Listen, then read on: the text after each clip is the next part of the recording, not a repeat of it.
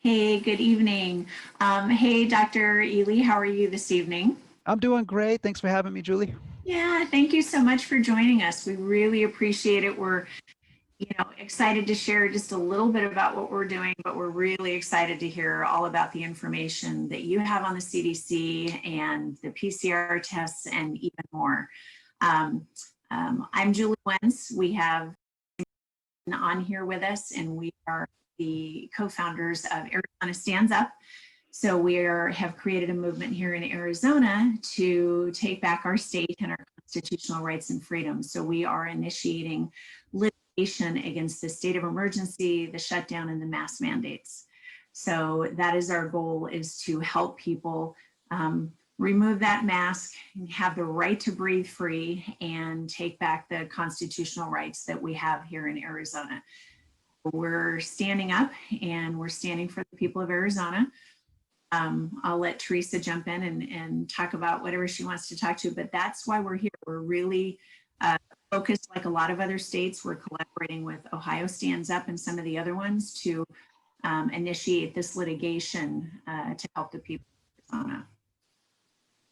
Teresa, what do you want?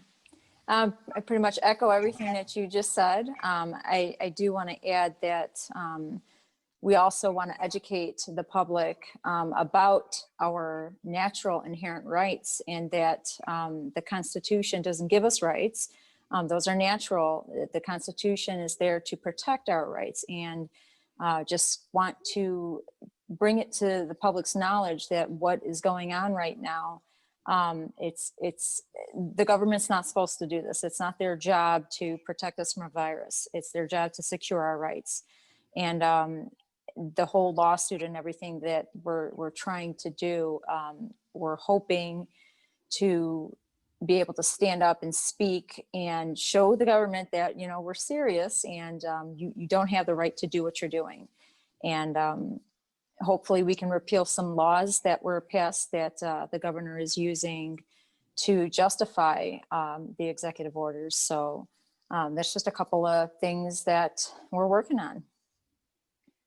And we're at the point, we have the law firm here in Arizona that we're going to be using. We are raising the retainer to jumpstart the lawsuit. We have the from Ohio Stands Up that we'll incorporate into all of the laws here in Arizona. And we have some great data and witnesses. We're really excited to have you on board with us, and all of your knowledge and background and the research that's just brilliant that you and your team have done since March. So that's just a little bit about us. We're more excited to hear and share with everybody that's going to be listening what you've done since March with your team, with the CDC information, and then some new updates. I know some other things came out as well, but how your information will help us in the other states be able to take the truth and weave that into the lawsuit so people can actually have the truth with what's going on.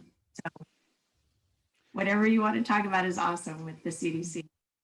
Well, thank you so much, and it's really a pleasure to be here. The silver lining this year has certainly been meeting so many incredible people around the country, and people who are concerned about the implications of some of these far and reaching orders, executive orders, and the implications that it means for our children.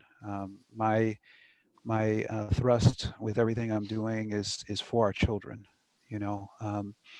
I feel like we are privileged to live in this country. I love this country very much, and I'm grateful for all the people who sacrificed everything so that we could be in these moments and having these conversations. For me, it's really about making sure we're honoring them, the sacrifices that they've made. I feel it's our duty to do our research and critically think about this topic, rather than just blindly accept the narratives that we've been asked to accept. Being in the medical freedom movement for as long as I've been, it was pretty apparent that this was going to be something that we needed to have oversight on, and I wanted to make sure that that there was appropriate oversight. That's why I started my research on this actually on March 12th. And we started by looking at data from South Korea and from Italy, and making sure that we could understand better what we were in store for with this based upon what they were experiencing. It was very clear early on that we weren't going to be able to get verifiable data from China, which is very concerning since that was the original epicenter in Wuhan province. When we started putting the data together from the other countries, it became very clear there was a rise, and then the fall. This has been reported ad nauseum. We knew coming into this that our most at-risk population was going to be over 60 with pre-existing conditions. So it was very alarming to me that we weren't taking, as a country, extraordinary precautions to really shore up and maybe even quarantine our assisted living living centers and retirement homes and convalescent homes. But instead what we were doing was saying we're going to put a blanket over everybody. And I was very concerned, and I still am today, about the psychological ramifications of that upon our children, upon our society. I'm very concerned that when I walk through a store, even with a face covering on, that people turn away from me in fear. I'm very concerned that small businesses and churches and schools have been said, hey, we don't care about you. You're going to have to shut down, and we'll deal with the fallout afterwards. And what it got me doing was looking at how the CDC was electing to collect data, because that matters, right? We want to make sure that the data has what's called accuracy, which we all know what is. But secondly, integrity, and that's something not everybody knows what that means in data. Integrity in data means that it's verifiable, that the same person looking at the same data is going to get to the same conclusion, that 2 + 2 is going to equal 4 for everybody.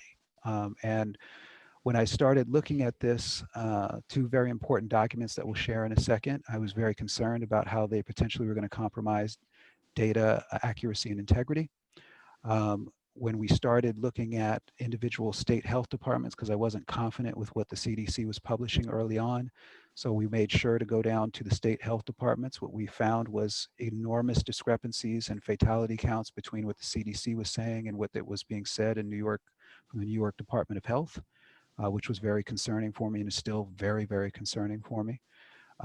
And when we was one more than the other? Was the CDC's and I'll show this in my, okay. I'll pull up my my Excel spreadsheet with all this stuff. But yeah, the CDC's has always been thousands of fatalities higher than, Okay. and nobody's going to get bent out of shape. No person, no professional in this field is going to get bent out of shape about a discrepancy of a couple, 10, 20, difference. Nobody gets bent out of shape with that. And believe me, fatalities, loss of life, I feel and empathize with every family that's gone through this, but I also empathize with the families that haven't been able to be with their loved ones as they were passing. I wonder how many people could be saved if a loved one was present, because we know the role that loved ones take in ensuring the nurses that change shifts know what's going on, especially these nurses who are stressed out. They've been asked to deal with a crisis with their hands tied behind their back. Right. I've talked with directors of public health departments, and I've begged them, and I mean this literally, I have begged them to include nutritional recommendations based upon peer-reviewed research from around the world on along with mask guidelines and distancing guidelines. I said, I get it. People are doing masks. Why? Because they want to help. It's a pure heart thing. And I'm not going to fault somebody who's doing it, just like I'm not going to fault somebody who wants to put one on because they're scared. I'm not going to fault anybody for that. Mm-hmm. But what I am going to say to a public health official is, we know and have known for decades that Americans are grossly nutrient deficient in key nutrients to activate the immune system. What are you doing to make sure that Americans are educated? We seize this opportunity to educate Americans on the nutrients they need, the vitamin D, the vitamin A, the vitamin C, the zinc. What are you doing to make sure that Americans are getting minimal levels of advice on these lines? And what I get back from them is either dead silence or an admission that we've done a terrible job of this. And what that got me doing was looking at well, the advisory panels, because every state has a task force, right? There's a task force, a task force, a task force, a task force. Can, can we get a compassion force, in here? Is that Right. possible? I can't tell you, I've looked at so many task force and they're all made up of MDs and epidemiologists, which you need, Mhm. but where are the social workers? Right. Where are the economists? Where are the nutritionists? Where Mhm. are the naturopathic doctors that can add additional context and give you a better understanding of all the options you really do have at your disposal to You're give right. guidance? See, that's the thing about government. It's supposed to be about giving guidance, not edicts, Right. guidance. Mhm. This is a risky situation. If you're in this group, you're at a higher risk. This is what we are giving you guidance to do, and this is how together we are going to get through this. Well, I heard what I heard instead and what I saw instead were billboards telling me if I don't wear a mask, I'm a murderer. Mhm. And Right. I'm like, you're equating my decision to not be Right. afraid out in the open air with nobody around me. You're Right. equating that to me to manslaughter? Right. And Are you completely non-compassionate. You're right? completely non-compassionate because you're not putting one on. A doctor said something, Julie, early on that I really resonated with. He said, look, I get the concern and from everybody, from Dr. Fauci on down, I get it.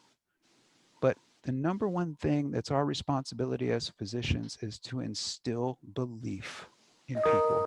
If people who heal believe they're going to heal, people who recover believe they're going to recover. My job as a licensed doctor is not to tell people the worst. This many people got sick, this many people died. This many people got sick, this many people died. This many people got sick, this many people died. I mean, you're hearing this every day, and I'm wondering, this many people recover? Do you want to tell everybody how many people Mhm. recover? You want to tell everybody about the over 10 million Americans who've recovered if we go Right. by their data? Do you want to talk about that? Because Americans need to hear that. How good would you feel? How good would you feel if they came out and said, "Hey, we need you to do 6 feet of distancing." I don't agree with that, but I'll do it. We need you to put on masks. I don't agree with that, but I'll do it. We also need you to make sure you're taking this much vitamin D, this much zinc, this much vitamin A, this much vitamin C every day. Okay. And if you do that, which I hope we all do, we can go to church. We can go to Right. school. Right. We can go walk in the woods by ourselves and not feel like we're going to murder somebody because we want to breathe the air that's around us. Right. Right? That's where it starts becoming at a certain point. You start have to asking yourself, is this psychological warfare? Are we playing war games on the mind? Mhm. Yeah. Because I've seen Americans tearing each other apart. I've this summer I had to get in and break up fights between people. And a lot of people don't know this about me. I'm an ordained minister. I'm an all denomination minister. I don't want to see anyone arguing over this. If ever there was an opportunity for us to come together, this was it. Mhm. And what did we see? Complete separation. Why? Right. Because we're not looking at data that is accurate and is Right. verifiable, has integrity. We're not looking at that. And that's a big concern for me. So And then to you've get added fear to all that. well, that's that we're all scared of dying. Well, guess what? Everybody, I got sad news for you, friends. nobody gets out of here alive. It's No. gonna happen, right? Now Mhm. that doesn't mean we Well, want yeah. it to happen right now, but I get it. But Right. we got to balance this out. There's nothing about life that is a zero risk proposition. And as soon as you Right. accept that, you're free. It's like, okay, I'm going to get my car. Does that mean I'm never going to get hit? No. I have a risk of getting hit every time I do, but does that mean I Right. don't drive? No. Come on. So what happened and really blossomed out of this, Julie, which and it was awesome, was people started seeing some of the public service announcements I was doing because I felt like my job as a minister was to, and somebody who's looking at the data on a daily basis. So for basically 7 months, I looked at the data every day, and I felt it was my duty to say, hey, I'm seeing some anomalies here. I'm seeing some problems here. I worked on the International Space Station with Boeing as a database developer. I have a degree in mechanical engineering. I have a background in science, a background in numbers, especially. And I feel confident that I can analyze data, and get to it. So I had some other colleagues come on and say, hey, I see what you're doing. Have you read this? Have you read this? And then that blossomed into us starting to research collaboratively and write papers. And then it blossomed into this peer-reviewed paper. And it's very easy. And attorneys started joining us and things like that. What's been so incredible is my team, I'm so damn proud of them. We've invested well over now at this point 12,000 hours of Wow. collective research on this topic. And I feel like, yeah, we understand this topic really well. And not to say that anyone's wrong or I'm going to blame you or CDC, you suck or anything. It's not about that. It's about a simple understanding we have to get back to, where we have to make decisions. And if you want to make the best decisions, you need accurate data. I just want to make sure that the data that we are using to make these policy decisions that are affecting hundreds of millions of people's lives is accurate. And Right. I don't, and if that's asking too much, if I'm a bad guy for doing that, then what does a good guy look like? You know what I mean? Like it just doesn't resonate with me. So we started putting all this stuff out on social media, and people are getting, attracted to what we're doing, and because it's a different point of view. And I try to be as respectful of people as well, because I know it's a very charged issue. But I found it very fascinating that Facebook was never able to put a fact check on anything that we did, a false claim check on anything we did. They were never able to refuse us boosting a post that we did. And it just tells me that, okay, well, we're on the right thing. I boosted the posts on the paper we're going to share with you in a minute. I boosted it many times. They've never been able to put a fact, and I go, doesn't that tell you something, folks? Because they've been putting those fact check false information labels on everything. Right. So I'm like, so am I lying? No. This is what we found. And I think it's important that Americans get it and do something that's very important for all of us. Consider it. What if what we found is accurate? What if what we found is solid? And it is. But what if? Does that do you give yourself the right to change your opinion in the presence of new information? Because that's really all any of us can do. I've been wrong about a bunch of stuff before. I was wrong about the Second Amendment. I'll tell you that firsthand. I will never let anybody take the Second Amendment away now that I've seen what I've seen this year. I was wrong about that.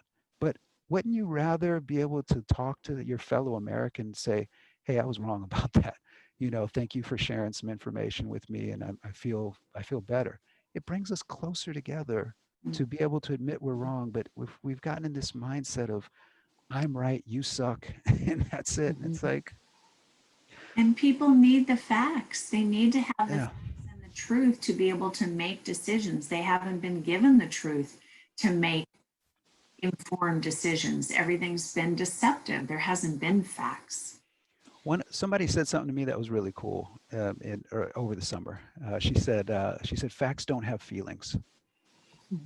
It's facts. You Right.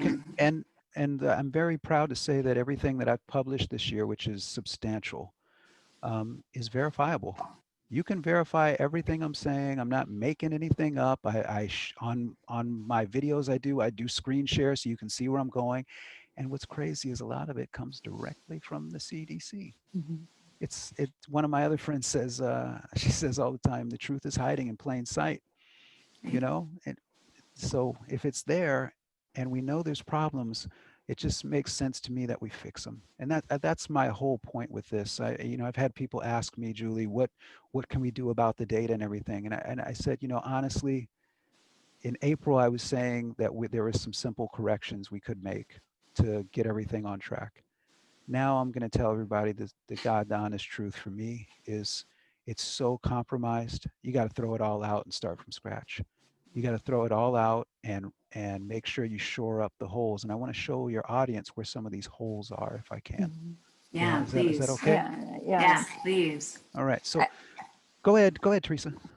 Well, I think my question with all this, with the new data that comes out, why is it all being ignored? Like they keep talking about, oh, we're doing research, and yet they're putting out new data, and all the doctors, government officials, they are completely ignoring it and keeping these crazy mandates and everything else on. And I can't help but think it's because they just want to keep this crazy power and keep control of everyone. And whatever, is it like a money thing?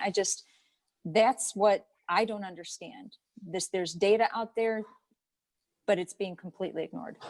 Right. Yeah, I would say that I know it can feel like that, especially if your main source of information is the mainstream media, you know, and the news, and then also in conversations with just folks who that is their main source. But Right. I will tell you overwhelmingly, both behind the scenes and just when you get off of that, um, you know, that kind of information source that the mainstream media can be, it's very different reality. You know, I read, I mean this, I get a incredible, often peer-reviewed paper every day from an unsuspected source, you know, from people who are just sharing information with me. And when you talk to, and I've reached out to so a lot of the scientists that have put these papers together, and they're awesome people. They're just regular folks like you and I, and they're doing their duty and using their expertise. And I'm going to share some of that with you today. But you know, I think that, you know, it can seem hopeless if you are trusting that the media is telling you the truth. Um, the media is supposed to be our unofficial fourth branch of government, and really it's supposed to be in charge of independent oversight. But I would caution anybody into feeling that way and say, you have to understand that they have to pay bills too. Mhm. So it's important to look at who are their commercials, who's advertising, because they're not going to investigate something that injures their money making, you Right. know. And I mean, they're just not going to do that. And once you accept that, you understand that the information you're getting is compromised. Mhm. I think it's interesting that you mentioned that because I mean, I don't watch regular TV anymore and I got my cable box and stuff, but a while back I was watching just a normal show and there was commercials, and I'm not kidding. During that period of time, 9 out of 10 of the commercials that came on during that time were all drug commercials. Mhm. They were all drug commercials. It was this drug for this and that drug for that. Mhm. And I'm With like, a happy couple or person oh, and right, color. walking by, and the disclaimer of you're gonna die and everything, but it's okay Mhm. anyway. I couldn't believe that that was the majority of the commercials. Like, all right, well, we know that the pharmaceutical industry backs all the media, and that's part of the reason the media is the way it is. But it was so obvious. I hadn't watched for so long. Yeah. Every commercial was drugs. I'm like, do people even know how to be healthy anymore? Do they know what having a healthy immune system is? There's no commercials for like fresh fruit or vegetables, Mm-mm. No. commercials Yeah. for exercise. Yeah. There is no commercials for people walking outside, you know, doing healthy stuff. It was all drugs. I'm like, oh, Yeah. I've been brainwashed with the icky food pyramid and then now take drugs to counteract the garbage that we eat. I was like, what? It was an eye opener what Yeah. people I, on I've mainstream TV. I've had that exact same experience, Julie. I don't watch TV either. You know, Mhm. and certainly not commercials. Um, and I, it's really interesting because every now and then I'll be talking to someone I love, and you know, and in their background you can hear the TV, and I have to ask them to mute it. I'm like, I can't stay on this conversation with you Mhm. because it's so distracting when you've stepped away from it, that you don't appreciate just how indoctrinating it is Yeah. Mhm. until you do give yourself that fast, you know, that commercial fast Mhm. fasting period, and be like, oh my God, that's what was going into my noodle all the time. Yeah, well, Uh-huh. yeah, that's what was going into your noodle. That's why your noodle wasn't working. So you know, first and foremost, I want to share with everybody, our paper is peer reviewed. This is our fourth paper 3 before were published, but not necessarily didn't go through an exhaustive peer review process. This paper went through a 6-week peer review process, so it was very extensive, very thorough. And it also was reviewed by 9 attorneys, a judge, and is a culmination of over 10,000 hours at this point in time of research into this topic. This paper asks questions, and I think we have to make sure we can still do that. You know, if it's not okay to ask questions, then, you know, we have much bigger problems on our hands than a virus. So one of the questions in this paper was, why would the CDC decide against using a system of data collection and reporting that they authored and which has been in use nationwide for 17 years without incident, in favor of an untested and unproven system exclusively for COVID-19 without discussion and peer review? So this was one of the things that our research found. We found that all the data collection that is being used by the CDC and then filters down to all the state health departments and so forth and so on, emanates from this paper right here that was published on April 5th by the Council of State and Territorial Epidemiologists. And my initial concern with that as a licensed doctor is that the CDC, which is incredibly capable, I mean, you're talking about PhDs all over the place, right? The CDC is entirely capable of defining how to categorize COVID-19, especially with an existing system that was in place, right? Why did they outsource COVID-19 data collection, creating the rules for COVID-19 data collection to a nonprofit organization? That doesn't make sense to me. That's like it raises an eyebrow, right? Now, it doesn't mean that there's anything nefarious going on, but it certainly does go, why would you do that, right? And I think it's fair for us to ask that question. Why would you do that? Then what we did in our research was it showed that they didn't go through a very important process by registering the desire to do this through the Federal Register. Now, most people would think, well, so what? That's no big deal. Well, it's actually a very big deal because before a federal agency can make any changes to how data is being collected, analyzed, or published, they have to request that change through the Federal Register. Why? They have to do this because, number one, it's federal law to do so. But number two, it initiates 2 very important mechanisms that protect the accuracy and the integrity of data. The first thing that it does is it informs the Office of Management and Budget to initiate oversight over this change, that should this even happen, right? So that it makes sure that federal oversight happens for every change. And they do this for every little change. If you go into the Federal Register, you will see for the most minute of change. If you are doing a diabetes survey and they want to add in a new question in a diabetes survey, they have to ask to do it, right? Well, this is a little bit bigger than that, I would say. So why didn't that happen? The second thing that's very important that the registry in the Federal Register does is it initiates a mandatory 60-day process for public, in this case, scientific comment. And we need that. Why do we need that? Because the Council of State and Territorial Epidemiologists is not a federal agency. They're a nonprofit organization. And while their intentions may be incredibly pure, there are some significant flaws in this defining document. The first flaw that we see, and this is from me as a doctor, the first flaw is when we start getting into Section 7, case definition and case classification.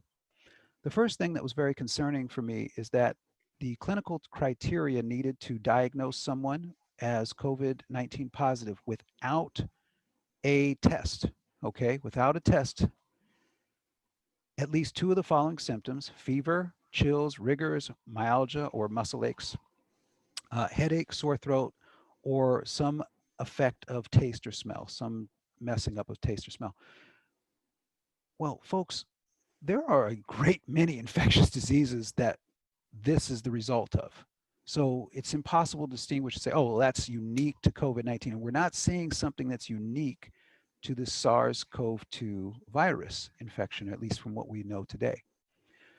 Then this really got me right here, Julie. At least one of the following symptoms, because it's, you see that big old or right there? It's not even and, it's or. Or. At least one of the following symptoms: cough, shortness of breath, or difficulty breathing. Do you understand? I mean, that is so broad. How could you distinguish? So now a person comes in is like, they just smelled some, you know, I was just making some chili today and had some chili powder out. If I do this once, literally, I can be classified. I mean, it sounds far-fetched, right? But it's not. It's right here in black and white. I mean, allergies alone with the cough for me is enough to say that I've got COVID. You got COVID. It's enough. Or somebody that may have anxiety issues, their anxiety may have been escalated and they might have difficulty breathing. Mm-hmm. You got it. So what we have to look for as physicians is, I'm not a physician. I'm a doctor. I will never be a physician. I'm a doctor because doctor comes from the Latin root, means teacher. Okay. I have to look for a distinguishing characteristic. Right. For an infection. If I'm going to be so brazen as to attempt to diagnose someone presumptively, meaning diagnosing them without laboratory evidence, right? What's the distinguishing characteristic? This could be 10 different things. There's no distinguishing characteristic. The closest thing that comes to a distinguishing characteristic is a person who loses sense of taste or smell. That is not super common, but it's not exclusive to the SARS-CoV-2 virus during an infective process. So that was the first thing, okay? And here's your and, Julie, and no alternative or more likely diagnosis, right? Okay, great. Well, this becomes a problem because then we've heard of how for Medicare and Medicaid, they've incentivized the diagnosis of COVID-19, right? You're going to make a lot more money as a hospital diagnosing people as COVID-19 than you are correctly diagnosing them for what they might actually have. Right. Okay. So then the second thing came up that was concerning, and this is in laboratory criteria, and this is right on the precipice of when the PCR testing is starting to come online, okay, when this paper is published. Detection of the SARS-CoV-2 RNA in a clinical specimen using molecular amplification detection. So that's AKA PCR testing, okay, amplifying. What was concerning for me here, and still is to this day, is that this is the confirmatory test when this has never been, PCR testing has never been used this way. Right. And they didn't define what the cycle threshold is. So let me describe this real quickly for your audience. Right. They take a little sample out of your nose, right? And then they amplify it. And this is what is called cycle amplification. So what they do is they're going to basically make photocopies of this. So if you had 2 viral particles in there, the second time you do it, there's going to be 4, and then the next time 8, and then the next cycle is going to be 16, and so on. So it starts amplifying what's in this little sample so that you can then detect, and you're looking for what's called a signal. And for all PCR testing, the best people who are far smarter than me have said that you should never try to diagnose or say that the virus is present when you get beyond 30 cycles. All right? That should be the threshold. If a person doesn't show a signal by 30 cycles, they're not positive. They certainly don't have enough contagion present to be contagious and transmit the virus. Does that make sense so far?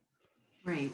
Well, we have confirmed that the cycle amplitude right now is set at 40. And we have also confirmed, and the New York Times has talked about this as well. All right, so it's not just crazy old Dr. H saying something. All right, they've confirmed that by the time you get to 40, the likelihood of false positives from between 30 and 40 goes up to 97.2%. So you are just exponentially creating the possibility of false positives beyond 30 cycles. So there should be a cycle threshold. But the current cycle threshold that we have confirmed is at 37. This is even above what Dr. Fauci suggested should be the maximum limit of 35. 35, right. Okay, so we're not seeing things match up. This doesn't make sense. Why didn't you define that, hey, cycle thresholds in here need to be held under 30? Right. Another question. Have the labs even been told that? It's like you have to keep it at 30 or under to get accurate reading, but Right. they haven't done that. You got Wouldn't they know that though? Like if this Yeah. is something that they do for a living, you would think they would know. And why wouldn't they be It's a good like, question. this is wrong and letting the public know? This But is maybe not because the test was never meant to do this. The test was never meant to even find SARS-CoV-2 with this test. PCR testing, and this is a good point for your audience. PCR testing was never designed to be diagnostic. Not the creator of it, Dr. Carolee Mullis, never designed it for PCR, the PCR to be diagnostic. It's supposed to be used as it's intended. It's intended to be used as a clinical tool.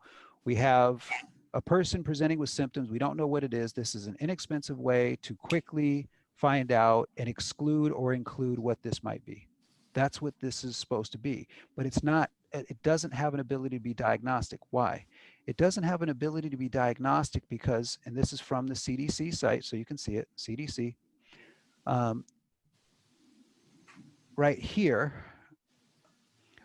Although replication competent virus was not isolated 3 weeks after symptom onset, recovered patients can continue to have SARS-CoV-2 RNA detected in their upper respiratory systems for up to 12 weeks. This means that a person can no longer be contagious and still test positive every single time they're tested for up to 12 weeks, right? So what we know from the CDC, and you can read this document, is that there's no replication competent virus has been recovered after 10 days following symptom onset. So this is now their basis for their new recommendations, their new guidance on quarantine. You don't need to quarantine more than 10 days because they've never been able to isolate a virus after 10 days in a person. Okay, so 14 days, we didn't need to do that. It's 10 days, and it should be about 6. Okay, so that's one of the things that was concerning in here. When you look at this, you're thinking to yourself, okay, CDC, why did you outsource this? Okay, CDC, why did you approve this document? Why did you adopt this document? Why did you adopt it without oversight? Why did you adopt it without public scientific comment? Why are we looking at a person being able to be diagnosed without a test and only with a cough? Why is there no cycle threshold in the PCR? You see what I'm saying? These are a lot of questions and immediate flaws in this paper. And these people have advanced degrees. So that's where you start going, you're too smart to make these mistakes. Okay. So it has to be deliberate then. I mean, well, we can't prove that, but I'm concerned. I have a right to be concerned because I know you're too smart to make that mistake. I know it. There's too many smart people on this paper, and I'll show you at the end, to make that mistake. So then we get into this thing that was like, what? Epidemiologic linkage. Epidemiologic linkage is a fancy way to say contact tracing. And look at the rules for contact tracing. Close contact with a confirmed or probable case of COVID-19. They don't even have to be confirmed. Right. Close contact with a person with clinical compatible illness and linkage to a confirmed case. Travel to or a residence in an area with sustained ongoing. Well, that's going to be that's everywhere. Right. Anywhere you go, you travel anywhere, you're a contact trace now. Okay. And member of a risk cohort as defined by public health authorities. Well, wait, why does a public health authority get to define what that is? You see what I'm saying? There's problems here. Okay. And then you see this close contact is defined as being 6 feet. Where's the published reference on why 6 feet? Why isn't it 5? Why isn't it 7? Where's the published reference on that? I have yet to see one, and doesn't mean one doesn't exist. I'm just saying to your audience, I have yet to see one, and I've read a lot. Okay. So we see this stuff here, and this is concerning. And it gets even more concerning, sadly, because this is what blew me out of the water, just had my jaw dropping. Section 7B, criteria to distinguish a new case of this disease or condition from reports or notifications which should not be enumerated as a new case for surveillance. Fancy, right? That's a fancy sentence right there. That's a big college sentence. Do you know what it means? How do we make sure the same person isn't counted multiple times as a new case? That's what it means. Okay? Do you see these highly intelligent people? This is epidemiology 101. Do you see what they said? Not applicable until more virologic data are available. Guess what? It is December and we haven't, this hasn't been updated. How much data do you need? Right. Right. And here's a little kicker for everybody. You don't need data to do something as simple as say, we got to make sure the same person isn't counted multiple times. So let's get their state issued ID or their social security number and their birthday. How many places do we have to give that to, right? Mhm. It's not like that's crazy information and request. And then we can track to make sure, okay, this person has been tested 13 times. Well, why were they tested 13 times? Because they had to get a negative test before they could go back to work. Right. So But it's still one person. It's just one person. It's not 13 people. how many pens am I holding up? One. One. According to this document, I could be holding up 14, 15, 16 pens. You see what I'm saying? That's the problem with not having that. So you see this and you go, these are incredibly intelligent people. How could this be? How is this possible? And if there had been oversight and if there had been public comment, this would have gotten eviscerated. Nobody would have allowed this, right? But that's the problem. There's been no oversight. So now you can turn up the dial. This is this is the new lingo for this, right? You can turn up the dial and turn down the dial whenever you want, because we're using a flawed test. We're using contact tracing to make up the difference. There's no way to ensure the same person isn't being counted multiple times. And we are ignoring the gold standards of medical diagnosis. And that is simple: symptoms, viral load testing, antibody testing. That's how we have been taught in medical school around the world to make sure to determine and how to determine whether or not a person is contagious. We're not doing that. We're using a test that is severely flawed, and that's not even the start of how flawed these tests are. Okay? So what do we got? What do we got going on here? I must be crazy, right? I must be crazy. Okay? I must be crazy. But look at this, PhD, PhD. These are the subject matter experts, by the way, that consulted on this paper. Wait a minute, wait, what did you say? MD, Doctor of Veterinary Medicine? DMV. I don't know what this is, MT and MPH, MD, but look at this. Look where these folks Isn't MT a massage technician? maybe, but I don't want to assume that, right? I don't want to assume that. But look at this. Where are these people hailing from? Where are these subject matter experts hailing from? CDC, CDC. CDC, CDC, Oh, CDC. CDC. Who signed off on this? The Oh, director, Robert the CDC. Redfield. Okay. Who authored this paper? PhD, PhD, right? Director of the Michigan Department of Health and Human Services, the Communicable Disease Division. MD, Medical Director and State Epidemiologist, Iowa. Chief Disease Outbreak Control Division, Hawaii. MD. You see what I'm saying? These are... And they would know to have it peer reviewed. They would know. They would know. This is not out there to be reviewed. Good point. And this is not a peer reviewed document at all. It's just a position statement. So when you see that many of flaws, and this is the foundational document for all data collection, it better concern you. All right. It concerns me. And it better concern every epidemiologist in the country. And I've talked to some of the top epidemiologists in the country. I won't use their names, but they're very concerned about this because we know that we cannot get to accurate data with a paper like this being the foundation of how we're collecting data. And we know that we cannot get to public health policies that work for all of the people Mhm. of this great nation without accurate data. This is the foundation of everything. You cannot solve a problem if you don't know what the problem is. And this has been my concern.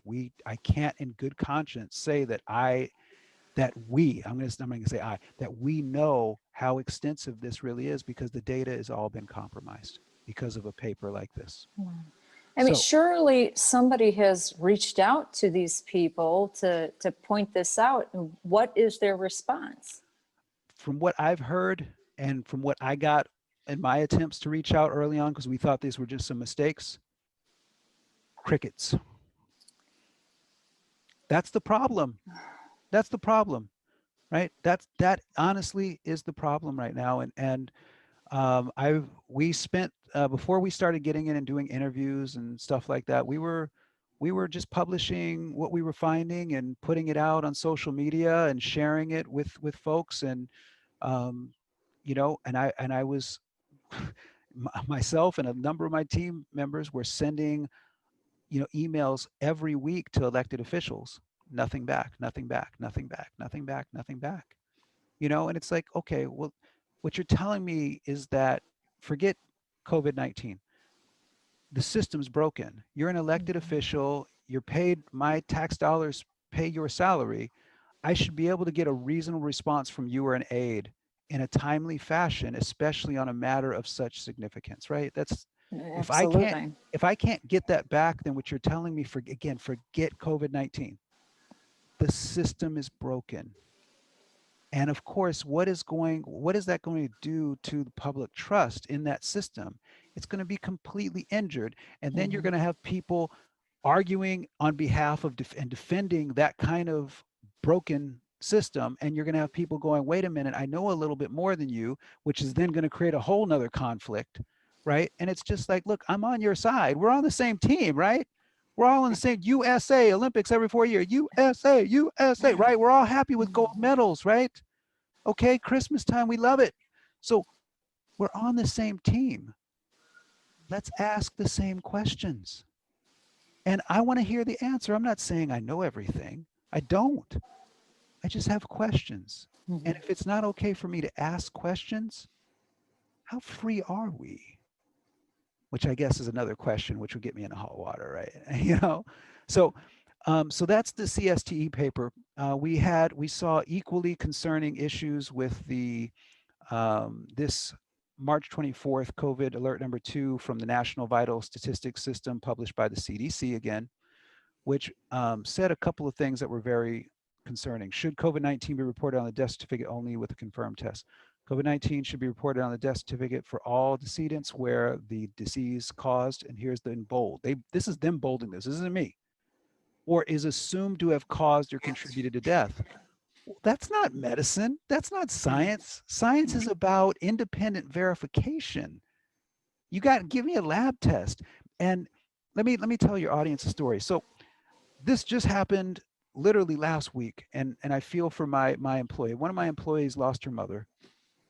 Her mother had been de- deteriorating for years. It's just one of those sad realities. Okay, her mother, in a couple weeks ago, the imaging showed that the aorta, a major blood vessel from the heart, the major blood vessel from the heart, was shredding, was separating from the heart muscle. It was a matter of time. They told her point blank, if she gets surgery, she's going to die. If she doesn't get surgery, she's going to die. There's nothing we can do, so we're going to remand her to hospice care. Now, not a great diagnosis. It sucks, but that's life, right? That's life. Okay. She wasn't allowed to see her mother because they put her in hospice and immediately tested her for COVID. They determined that she was COVID positive somehow. They didn't allow the family to see her while she's passing. They didn't allow the family to get the body afterwards. She was cremated, and they were told that on the death certificate, it's going to say COVID cost.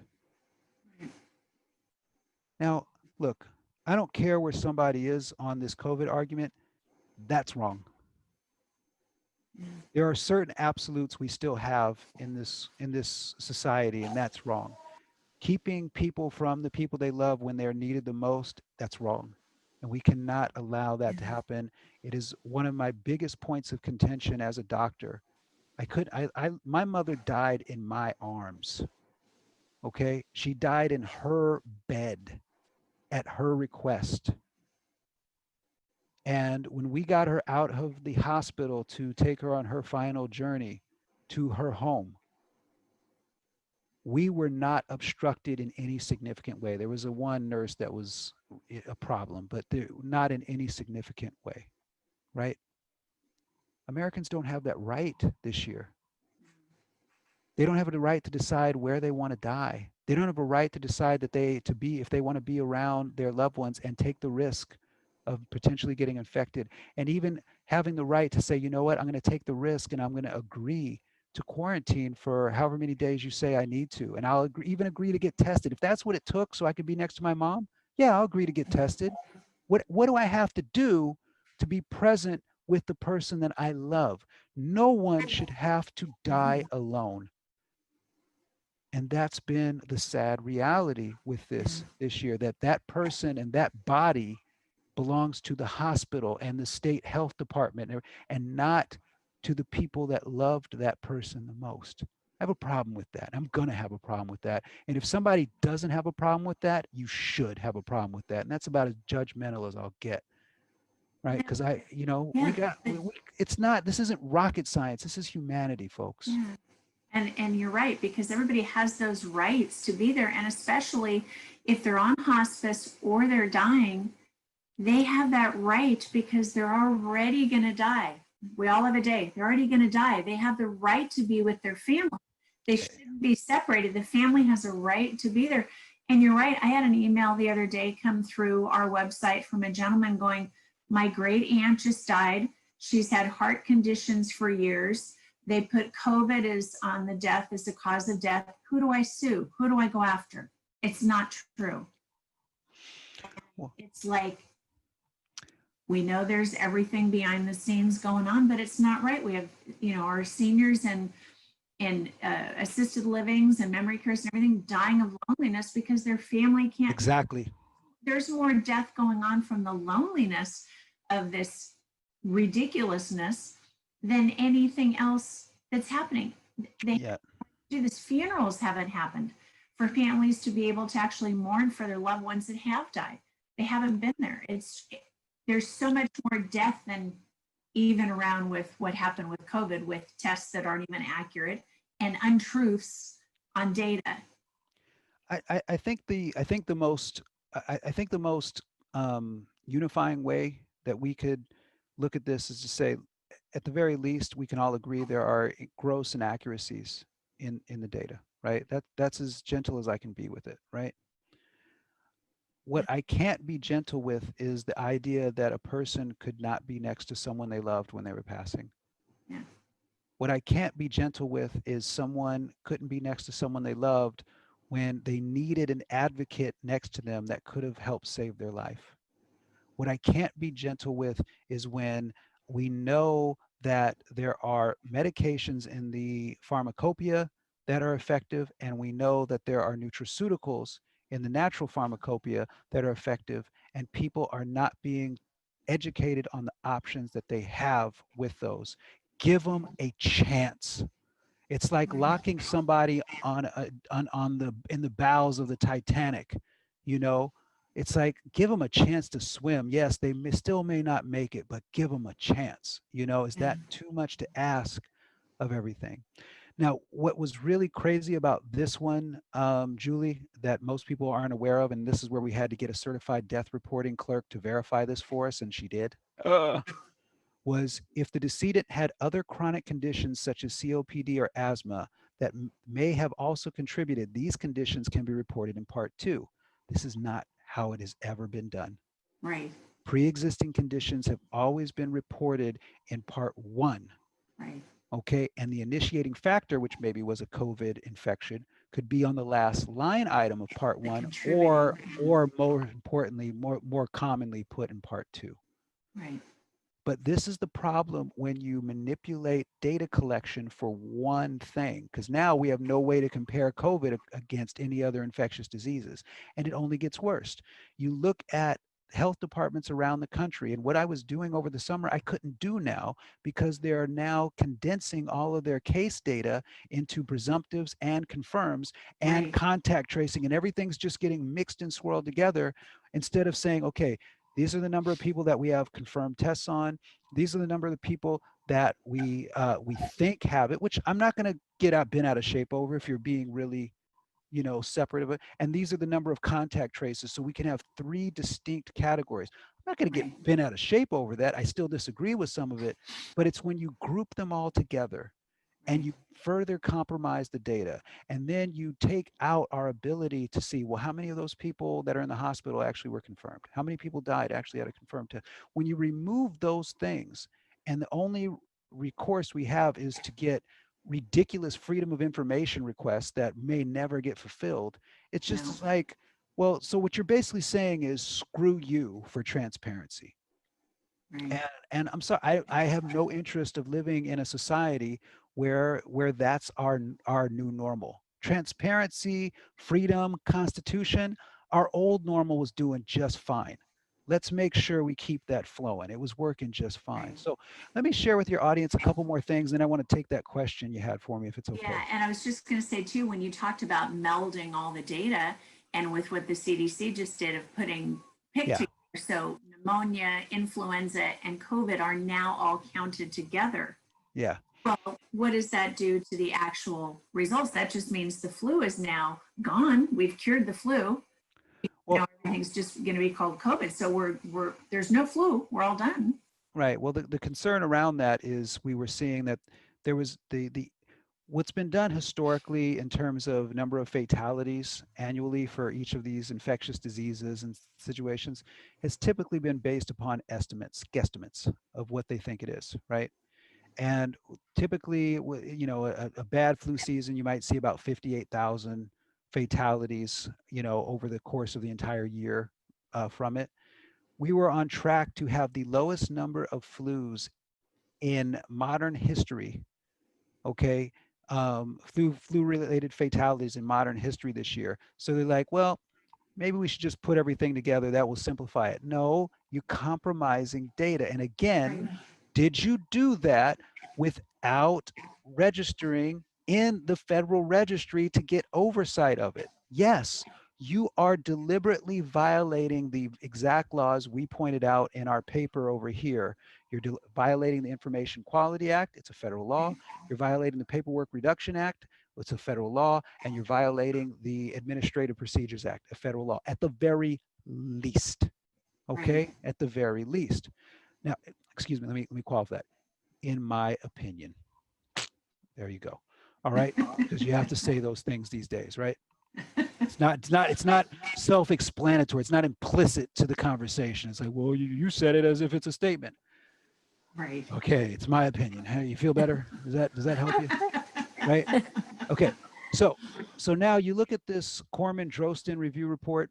This is a great, absolutely great analysis of the flaws with the current PCR testing.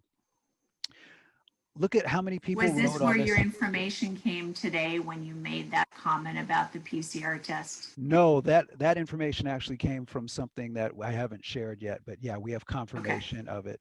But these folks are incredibly accomplished. Let's just show you how accomplished. Look how long this paper is, number one.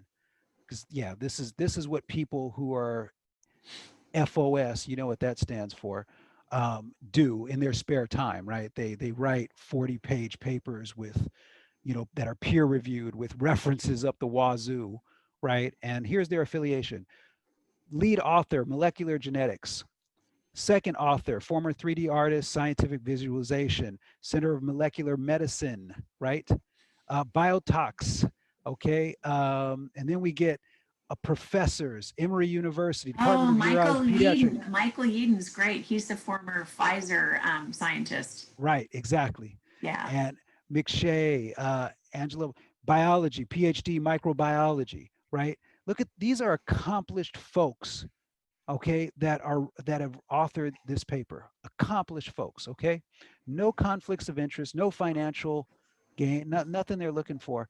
And they outline it here. The easiest thing, you can cut through a lot of this stuff because some of this stuff I'm going to tell you, you really have to dig deep. I had to do a lot of additional research to understand this paper, and it's dense. Okay, it's every bit as dense, if not more so, than our paper on the law and the issues with the law, which is hard for people to read. And I get that. You know, that's it sucks, but you have to get yourself informed, and you have to be able to pull up a cup of tea and do some reading. Okay. But they summarize it here for everybody that wants to read this paper. There's 10 points in here. And the 10 points, the last one, which was very interesting, because the paper that they're commenting on here, that they've written this review of, is the paper that launched all of the PCR testing. And the big thing that the big things that came out of this was, number one, PCR tests are not based upon a fully sequenced virus. They're based upon viral fragments. That's a problem. Okay. Number two is that the people that published that paper to launch PCR testing, at least 4 authors have conflicts of interest, severe financial conflicts of interest. That's a problem. You know, this is science. Science these days, they'll get you to say whatever it wants if you got the right money. That's a terrible precedent to have set. Terrible precedent to have set. And there's more in here. They talk about the cycle thresholds and the issues with that and everything, and amplification. Yeah. But where it takes us to is, don't believe them. Look what the New York Times, everybody believes the New York Times, right? Look what the New York Times is saying about this. They did a great piece on this, and this is all the way back. Mandravili did a beautiful, this is an excellent article on this way back in August. Okay, on the problems with coronavirus testing. You know, one of the big things that she found was that if your signal is clicking in over 30 amplifications, that you have basically a 90% false positivity rate. It's like you throw all those cases out, and guess what happens to the reported cases around they plummet. Right. They absolutely plummet. And it's like, well, that's scientific method. You know, she's asking questions, she's investigating. This is a policy attorney that I just made acquaintances with, and he just agreed to join our team, and I'm really happy he has. Tam Hunt. He's doing brilliant research work on all of this. And one of the things that he pulled from that New York Times article that I really liked. Let me read this for your audience, because it was, I mean, you see how much there is, right? Look at this. We're just going to scroll and scroll and scroll. The New York Times article, here's the quote from that New York Times article, this one right here. In 3 sets of testing data that include cycle thresholds, right? Which, why don't all tests include cycle thresholds so we could know? That seems like a good transparency move, right? Compiled by officials in Massachusetts, New York, and Nevada. So those are the 3 states that they checked on in the New York Times article. Up to 90% of people testing positive carried barely any virus, a review by the Times, New York Times, found. On Thursday, remember this is all the way back in August, the United States recorded 45,604 new coronavirus cases, according to the database maintained by the Times. If the rates of contagiousness in Massachusetts and New York were to apply nationwide, then perhaps only 4,500 of those people may actually need to isolate and submit to contact tracing. That's crazy. Are we really overestimating the number of cases by 90%? And if so, can we throw the test away because that's a wildly inaccurate test, or it needs a lot of tweaks? So I know you had a question for me, Julie. Why don't you hit me with that question while I'm running off at the mouth here? No, it's good. And it had to do with this PCR test. And I was talking with a friend of mine today who actually works in another state as a state auditor. And she goes into senior living communities and does the normal auditing that they do. And we were talking today about, all right, we know that vaccines are coming, and we know they're probably going to start with our elderly in the communities and front healthcare workers, that kind of thing. So thinking about our normal flu shots that we get every year, let's just go back to just the flu. When we get the flu shots, it usually has a virus, a flu virus from the year or two before. So it helps you build the antibodies, okay? So if these vaccines that are coming are truly to help us build the antibodies for the COVID SARS-2, they would have some of the actual virus in the vaccine, because that's what flu shots do, because we're trying to help people heal. Well, if the current PCR test for COVID-19 will show a positive for those that have been given the vaccine, what's going to happen when that test runs again? And what would need to happen to distinguish between those with the disease and those with the vaccine? Because if it's already showing positive, the test that's being used, and you give them a vaccine that has more of the same virus, how will you distinguish between somebody who's negative because the vaccine is supposed to get rid of the virus totally, with a test that's showing a positive? Well, What are they going to do, or what is going to change? And we'll just say we're giving it to one elderly person that's 91, and we know now the virus is in her system, and they run a PCR test and it's going to show positive. The vaccine's supposed to work and get rid of it. How will they ever show a negative if the virus is in there? Are they going to take it down to 10 cycles so it'll always show negative? What are they going to do to show that? yeah, it's a great question. The first thing I'd like to do is just share some of how all the previous vaccines that have come to market are based upon. They're based on, in many cases, what are called live attenuated viruses. It means you take a virus and you are supposed to be able to genetically modify that virus such that it cannot mutate, and such that it makes it an easy kill for the immune system. The immune system identifies it as not self, grabs onto it, engulfs it, eats it, breaks it up, and then the other immune cells like B cells study it and develop antibodies. So the first thing that people have to understand about vaccines is the theory of vaccines is actually decent.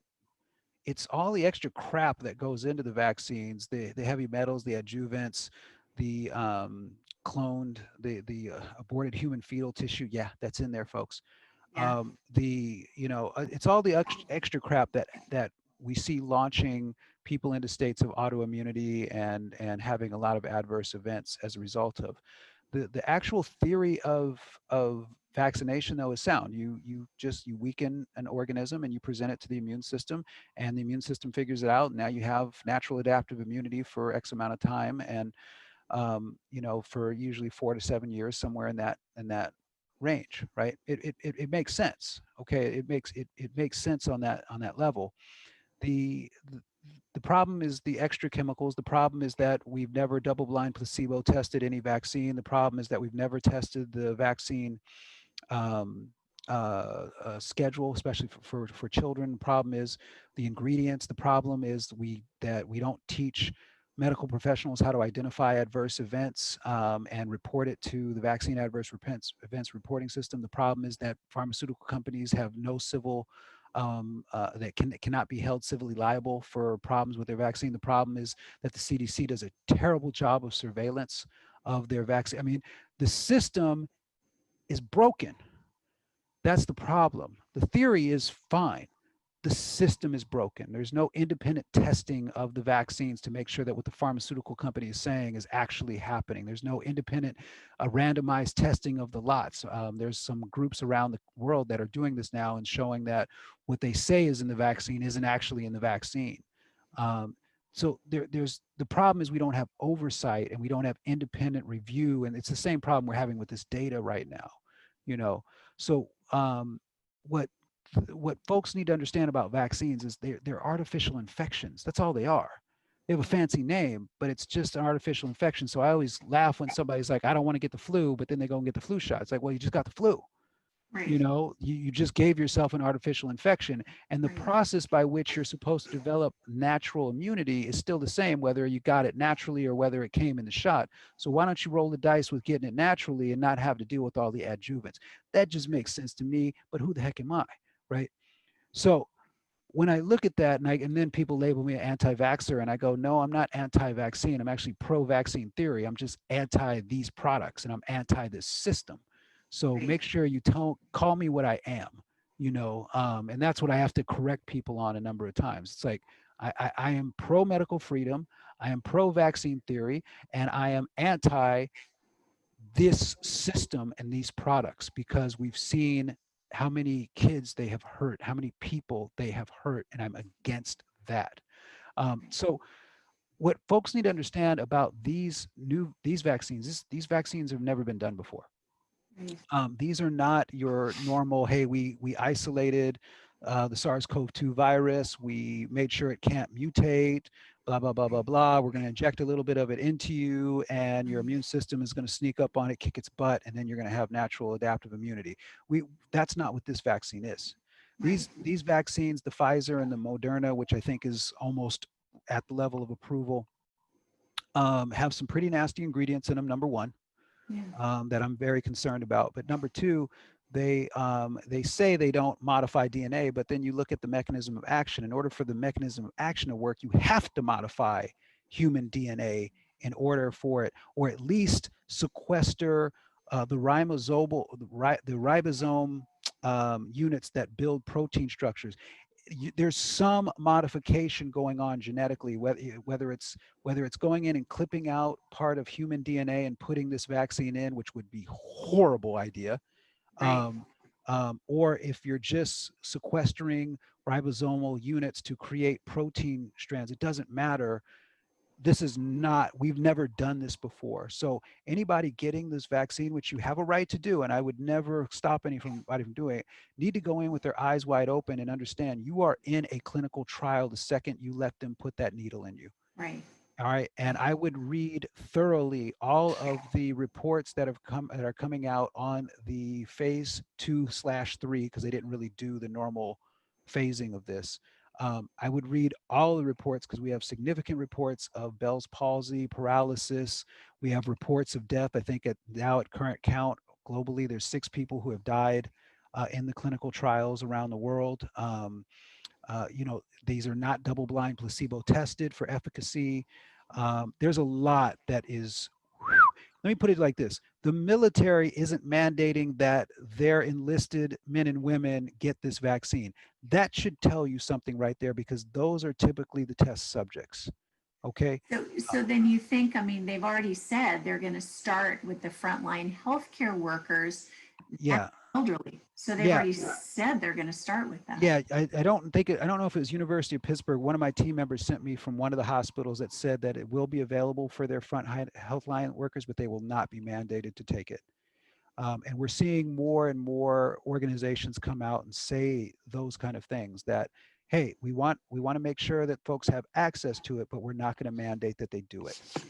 Okay. And that's been a relief. That's actually been a relief of mine over the year, because I'm like, you can't have something that's this fast tracked, this poorly tested, with this many problems through clinical trials. You had to stop clinical trials 3 times, right?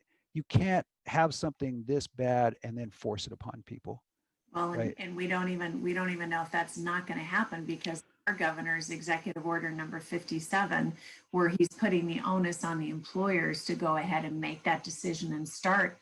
So it will get to a point where people are going to have to make that decision, because their employers are going to say, well, we're going to go ahead and make sure everybody's vaccinated to keep them safe. We're going to have to make Some will. Some employers will. We know that.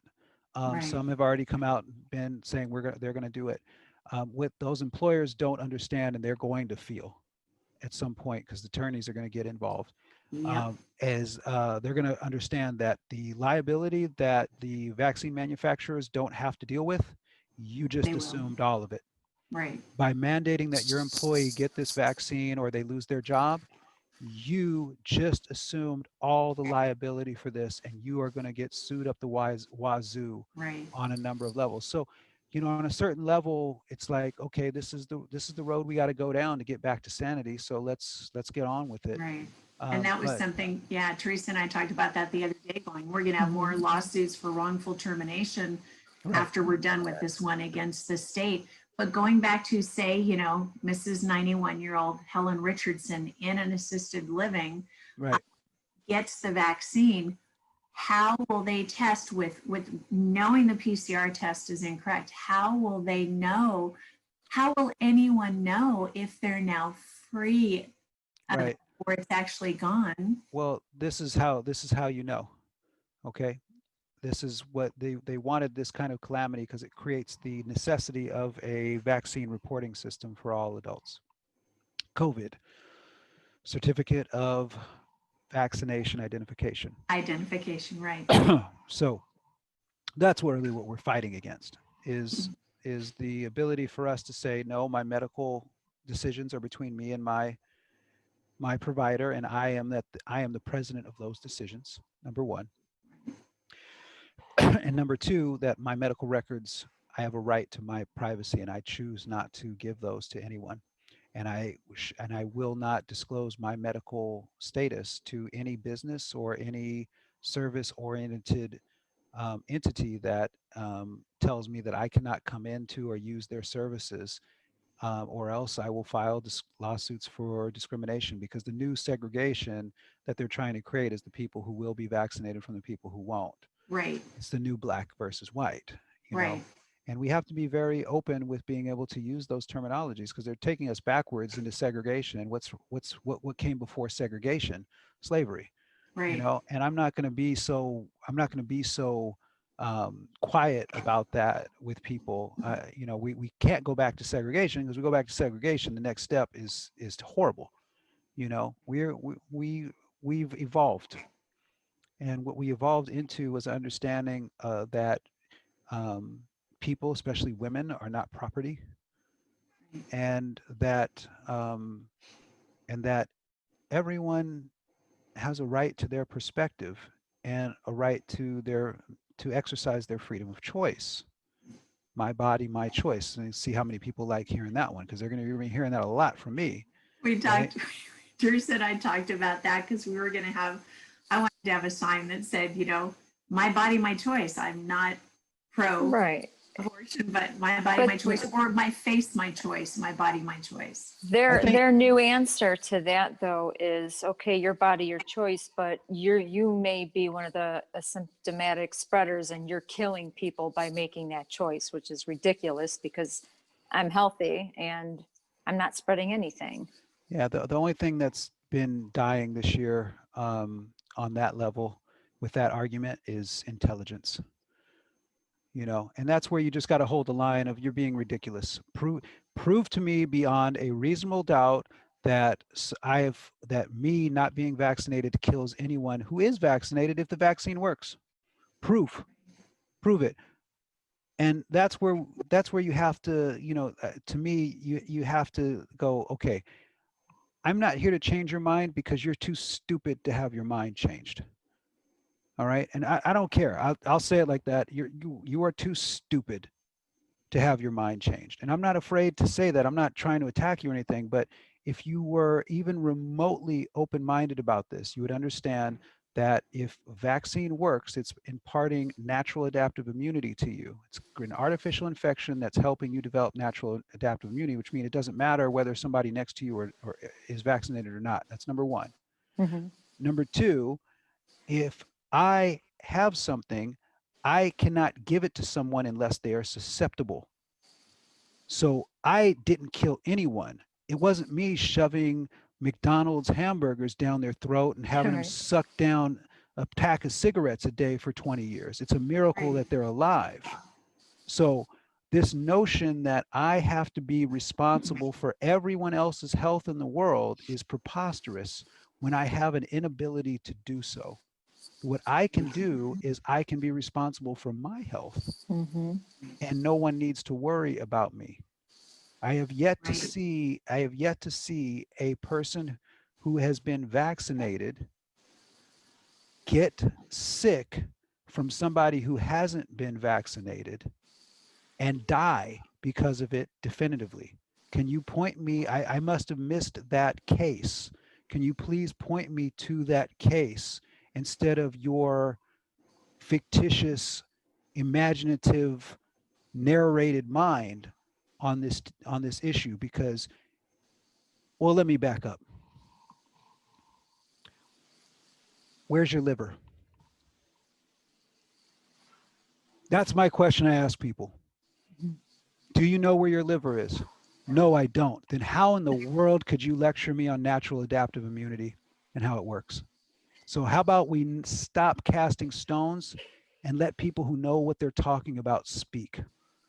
Just because you have an opinion doesn't mean you're an expert. And that's the real problem we have nowadays. Everyone who has an opinion, which is everybody, is now all of a sudden an expert on anything they have an opinion on. And these wonderful people like these folks over here who are incredibly accomplished at what they're doing are ignored, because my opinion is as valid as their 20 years, 30 years of expertise and all the accolades that have come with everything they've positioned themselves to be able to speak on. Yeah, okay. We have nothing to talk. If you feel that way, we have nothing to talk about. And I don't want to be an asshole, pardon my French, talking to you. And the only thing that's going to come out of me is me being an absolute prick. So no, Agreed. I don't want to be a prick. So no. Yeah. Yeah. So Yeah. anyway, at any rate, that's that. So we're running way over time. I apologize. I've been talking a lot here. No, we totally appreciate it. I mean, everything you share, the knowledge, the truth. I mean, people Hmm. hear it. They need to know what's really happening. They need to know the truth. And the more we can share truth with people, the more we can open up eyes and just see what's actually happening. And they can still have their opinion. They can still decide if they which side they want to be, or if they want to keep their blinders on or whatever, but at least they have the truth and they can dig into it and then make a decision. Yeah. Kind of I like agree. when you walk into a house and you're not welcome, dust off your sandals and move on, because Right. you just gotta, you can only help as many people as you can help, and then you just go help the next one. Yeah, I agree. It's, you can't say the right thing to the wrong ear. Hmm. You just can't do it. So and when you present and when you present a mountain of evidence for people to consider, and they're not even willing to read a sentence on anything you presented, they've announced themselves that they don't care about what you about. They're so locked in that they just don't care. And you know what? That's an expression of your First Amendment rights. Hmm. I support that 100%. I'm not going to get engaged in a conversation with you, but I support your freedom to be able, and I know that's a charged word now for some That's a reason. stretch. That's it, right? But I legitimately, I support you in that, and I support your ability to infect anybody else next to you with stupidity. I support you in that because they have the freedom to go with you or against you. I support that. It's when you start telling me what has to go into and upon my body Hmm. that I draw the line, particularly when you are grossly obese, when you are shoving fast food into your face as fast as you can eat it, and you're looking at me, somebody who invests a lot of money into my health and my care, and I've invested a lot of time into the education of how to care for this gift that is my body. You're looking at me like I'm your enemy. I'm not your enemy, but in order for me Right. to prove that, I have to do one of two things: succumb to what you want, that ain't happening, or disengage in the conversation Right. with still having some love for you, Hmm. some like, hey, we're going to be kind to you. And I got to tell you, I talk to a lot of people every time I go out now. I talk to people, and especially at businesses, and I just start taking the temperature. And I have yet to, in several cities, I have yet to come across somebody who isn't completely over this and exhausted Yes. by this. Yes. So these powers that be, these people that think they are little Lilliputian presidents running around in each state, would be wise to be mindful of that, Hmm. because there's nobody in this country that's going to be willing to go through this for a whole nother year. No. And if they try, and look, I'm not worried if they try. I'm worried that if they'd be successful. Right. I'm not going to fault them for even trying. That's an expression of their corruption. Is an expression of their freedom, I guess. I don't know. Well, and they've, Fauci and some of the other ones have said, well, we're going to be wearing masks into 2022 because the vaccine still isn't going to be enough and we're still going to have to wear the mask. So they're already assuming it's going to go another 2 years. Well, we'll see about that. We'll see. We'll see. We know different. But. Yeah, we'll see. I mean, this is why you don't let people who live their life in fear, make decisions. I mean, this is why I'm all for a mandatory retirement age in public service. There's no reason for a person to be over 65 and still employed in a federal or state capacity. You're retired. Or like 40 years in politics when, Oh. This is the fall of every empire in throughout history. It's the empire starts to consume itself because you have people who feel like the empire is their bank account and they have some entitlement to be able to stay in their perception of their own power. right. And what's so insidious about this version of it is that it's done under this really disingenuous guise of being concerned about me, being concerned about my mom, being concerned about the people that they'll never meet. And then when those people speak up and don't like what they're saying, they get either ignored at best or slapped down at worst. Well, okay, so what you're telling me is I'm an ant. Well, you're going to find that ants in numbers are pretty much a pain in the ass to deal with. Yeah. So I'll be That's an right. ant. Fine. That's right. We're going to be All right. busy little ants. Busy little ants working together. Tireless busy little ants. Busy little ants. Well, So, thank you so much for talking to us. I just love the Yes, thank you. information. Listening to everything that you've shared is just amazing. We're behind you 1,000%. We're excited when we get ours launched, you being with us. So, well, hopefully they don't discredit me before then. I wonder what because the campaign to discredit me has begun now by the Oregon Health Authority. So hopefully I can present myself well on Thursday. Well, hey, if they can't handle the truth, Yeah. Just pull out the whole Jack Nicholson. Yeah. Well, you can't handle the truth. Well, if they can't handle the truth, you want the truth. You want the truth? You want the truth? Truth is that you can't count. The truth is you have a PhD and you can't count. That's the truth. Exactly. We just have to get the truth out to everybody. And we appreciate everything you're doing, everything you have done. I mean, we're so excited we got to cross paths and chat with you and be a part of it. So we're just super grateful for everything you're doing for the people across the US and the world with the truth. I mean, it's just, it's getting the truth out. Yes, thank you so much. Hope I can be a good custodian of it for everybody. And I think you are. I wouldn't put it past them to start throwing a lot of lies or attack my license or anything like that. So, I think you're in for a fight. Yeah. Unfortunately, but we'll be rooting for you for sure. Yeah. Well, the thing is, I think the thing that's going to be interesting is I have no intention of fighting with them. There's nothing to fight about. I'm just here to present what I've unearthed, and you can choose to believe it or not. But that's the funny thing about verifiable data.